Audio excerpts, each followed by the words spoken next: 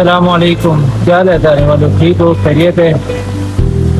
اتنی بڑی جنت نظیر وادی ہزارہ سے چھوڑ کے ایسے لوگ کراچی بچا، اور جتنے لوگ دیہاتوں نے اندر رہنے یا پہاڑی علاقے میں رہنے، میجورٹی ہے جی یہ کہ وہ اپنے گھر بار چھوڑ کے سارے لوگ کراچی کے اندر مل کے بس گئے۔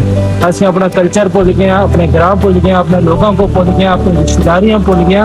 یہ اصل سے زوال ہے۔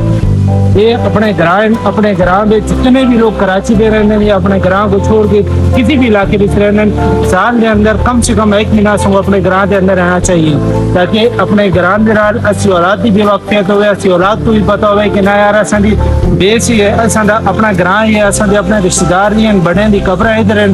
کم سے کم اسی اولاد کو پتہ ہونا چاہیے، نہیں تو جڑے اصل دے حال ہیں، اگر اسی آج کراچی پہ یا کسی بھی جگہ پہ ایسی مر گیا، اسی اولاد کو نہیں پتا کہ اصل گراں کیڑا ہے، انہوں کو نہیں پتا دادے اور دی قبر کدھر ہے، انہوں کو نہیں پتا اصل دے رشتہ دار کون ہیں، انہوں کو نہیں پتا اصل کلچر کی ہے۔